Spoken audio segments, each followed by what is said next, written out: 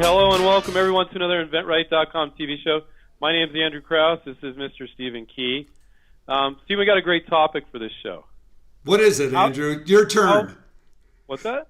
It's your turn. What is it? My turn. I never get a turn. Well, you do today. It's my turn. I'm going to take my time here. I'm going to drink some water. Yeah, you're killing us. Now, okay, what is it? How to license your product for less than $100 or $200. No way. Yes way. No way. Sounds like we're from the valley or something. You know, that means... No way, yes way. Gag me with the spoon. Wait a minute. Now, you're trying to tell me that I don't need to file expensive patents, and you're probably going to tell me that I don't need to... You're trying to steal my show here? I'm trying to, but go ahead. Go ahead. Go ahead, steal it. Go ahead. No. I just know because everybody... I hear this every once in a while. We'll get somebody responding to one of our shows and goes, no, you need to do this and this and this and this and this. And I'm like, I'm always rolling my eyes going, no, that's the old way. And the old way doesn't work.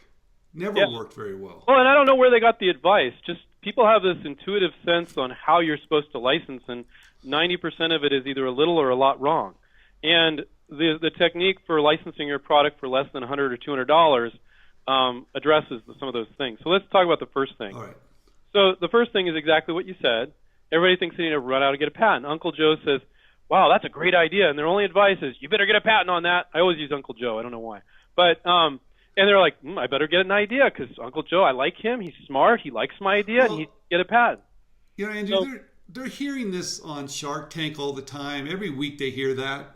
A lot of misinformation, yeah. Yeah, they're also hearing it from maybe their inventors group they go to, right? Yeah, the attorney speaking there too, yeah. I mean, they love to put the fear into everybody. I mean, that's the way they make hate to say it, but that's their business. Well, I would say patent attorneys are terrible salespeople, but it's so easy to sell fear.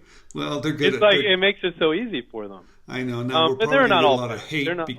They'll bad. probably get a lot of hate comments because of that. But the truth be told, you're right, Andrew. Patent attorneys aren't watching our show, Stephen. I don't think so. No, maybe someday. Cool ones. All right. I think, Andrew, our strategy and what we've been teaching and what I've been doing for many, many years is that don't let fear drive you to go ahead and file a patent, because if you do, and I have done this, I have made this mistake. I filed too early. And not knowing if anybody even wanted my idea, right? And not knowing how to manufacture it, and realizing that those two applications I first filed were worth nothing. Wow. Okay, so I know first. So the solution is not $5,000, $10,000, $15,000, whatever your attorney wants from you, but $65. So when you can file a provisional patent application for $65. And say patent pending for a year. And here's the trick. You want to start calling the week or the day after you file it. You've got the whole year. Well, if you know how to license, and most people don't, but if you know how to license, it will never take you a year on almost every project you can work on. So that's a giant solution to get a provisional patent. Now, some people are thinking like, well, I've looked at patents before. Oh, my God, I could never do that. Well, no, provisional patents can be written in common English. They don't have to. It's like some foreign language, and you look at a patent on the U.S. patent or Google Patents or Patent Office website, but you don't have to write it like that. Most of our students, when we train them, it takes them around 2 to 6 hours to file their provisional, and it's easy. I've never had a student in 15 years, Stephen, that couldn't file a provisional. Well, Andrew, let's talk about that for a minute, because even if they hired a patent attorney to do it, I still wouldn't recommend that. It'd be $500. That would be about $500 to $2,500. They'll charge. I still wouldn't want them to do it. And I'll tell you why. I'm going to steal it from you here. All right. 70% of writing a good provisional is just being an inventor, thinking about all the variations and workarounds and improvements. And what a lot of people do is they go to the attorney. They go, "Here's my widget. Here you go. Here's my widget," and they don't say, "Here's my widget with all the improvements, variations, and workarounds." Yeah. And the attorney says, "Oh, I'll take your widget." But yeah, okay, I can file this. They don't say, look, if you want me to do a good job, I need the variations, workarounds, improvements. And what you have is something that looks fancy, but it's like Swiss cheese. It's full of holes.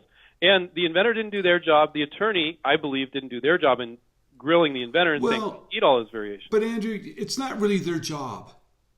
That's how they say it. Yeah. It's not really their job. So you're saying it's the inventor's fault. That's our audience, Stephen. Shame on you. Well, I'm going to tell you, it is their fault because they're not listening to us. And number two, they're realizing that they're putting too much confidence in their patent attorney.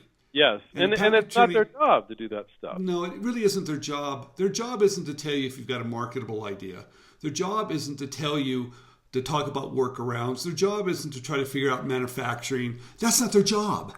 Their job is to, whatever you give them, to try to protect it the best they can.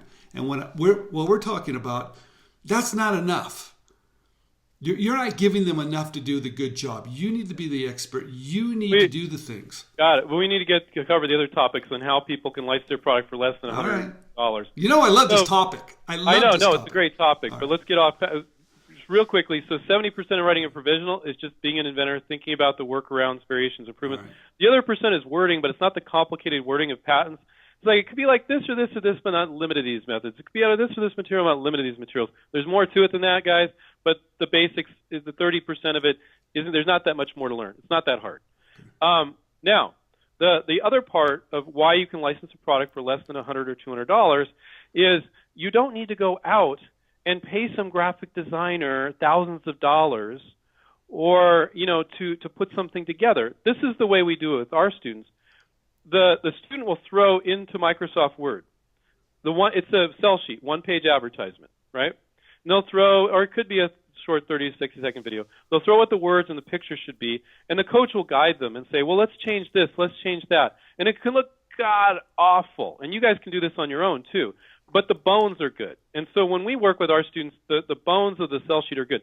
Then, and whether you're doing it on your own or you're a student of ours, then, and only then, when you know the marketing's good, so you got to have a good marketing person looking it over, would a graphic designer on a website like Fiverr fix it up and make it beautiful? There's no reason to pay more than $5 to $80. I would say 30, 40 will do it in most cases.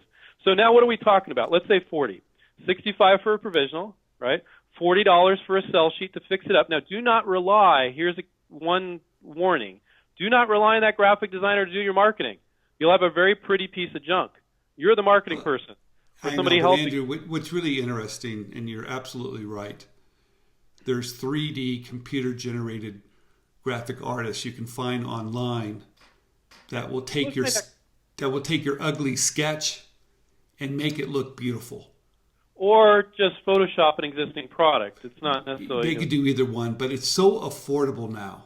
But the point that you're making, you need to be the salesperson, or you need not to be the salesperson because your sell sheet or your video should sell itself. Yes. What's really critical, though, is to guide them with that correct marketing material. And you and I have seen a lot of sell sheets that you just want to go, what are you doing? What are you thinking about? Why Steve, 95% of people that come on board with us, if they've done a sell sheet before they come to us, it's not good enough. This is what you need to realize. People in corporate America, they're doing 2 or 3 people's jobs these days, and I feel bad for them. But they're basically brain dead. And when I say brain dead, they're very overloaded. So you need to have a good enough presentation where they don't have to think at all. They're not thinking about the product like you are, and get it in 6 to 10 seconds. Yeah, but Andrew, you have to realize, though, most people don't understand how to market their product. How to market, yes, I know. And they do a good job, but they're so close to it that they try to explain the details and not the big benefit. Right. So that's a good warning. But we're focusing on how to license your product for less than $100, $200. So that's a great point. So 65 for a provisional, $40 for your sell sheet. Could be as much as 80, but let's say 40. I see people do it all the time. That's your presentation to the company. Could be the equivalent if you get some high school or college kid to edit a short video in the place of a sell sheet. Now let's talk about the prototype. So people can go out and spend $15,000 on a patent. People can spend $500 or $5,000 on a prototype, thinking they have to have it. You do not need a beautiful production-ready prototype to present to a company. You're not, as Stephen coined this phrase, you are not selling your prototype or your patent. You're selling the benefit of your idea, which you're illustrating in your sell sheet. So to think that you need this beautiful production-ready prototype, or sometimes not a prototype at all, is not the case. You're selling the Well, benefit. you might need that prototype later. You might? Yeah, once they say they're interested, and that's really a good time for that. Oh, but Steve, I have to have that before then. If I can't call them before I have it. And I'm going to say this to that. I'm answering my own question. If they're sincerely interested in the benefit, they'll wait 3 months for you to make that freaking thing, or 3 weeks or whatever. To think that they're going to kick you to the curb when they were so interested in the benefit because you put something together is not the case. And I think a lot of people hesitate to call because they think that's true. Well, you don't. What you're trying to do first is really gauge to see if your idea is marketable first. And you can do that for less than $100. Yep. That's the essence of what we're trying to talk about. And I know we've probably gone over. Well, but let's talk specifically. Yeah, and we're going to finish it up here. Let's talk specifically. So your prototype could be something you got photoshopped, the existing product, you added something to it, that's in your tell sheet. It could be that you went down to the store, you picked up something, you changed it a little bit, that's your prototype. It might not even work. It might work but look terrible. All this is okay. Now, you don't want to put something that looks terrible in your sell sheet, so you get somebody to fancy it up, and it may not even work. Quite often when they ask you, well, how do we make this? You say, well, there's this product out there. We're just going to take a hinge and put it on the back, and they're like, oh, yeah, we can do that. Why did you feel like you needed to go out and spend $5,000 doing that? Yeah, I know, Andrew. People do that, but just to wrap it up, everybody, Andrew's absolutely right. You only have to spend less than $100 to test the market. It might be as much as but it's easy to do, and you don't have to file patents, build prototypes. But we're all about testing first, and then if there's interest, then maybe do some of the other stuff. Very important. Right. So if you guys felt like you needed to start a business, needed $15,000 for a patent, $5,000 for a prototype, all that, you don't. We're here to tell you don't. That's the crux of the inventRight approach, definitely. We have people that spend more than that. They need to on certain projects. We're not saying you can do that for 100% of projects, but a large percentage you can. And if you're on a limited budget and you had a project where you couldn't do that, you'd move on to the next one, right? So anyway, I know the show was a little bit long, but it's a great topic. I think very important. Come on, Steve, it's with 12 minutes. Come on, we can do that. We can do that. People love us. They'll listen to us. It went a little long. All right, down below, give us a thumbs up if you like the show, and subscribe to our channel. We're getting more and more subscribers every day, and we'll catch up with you on another inventRight.com TV show. See you guys.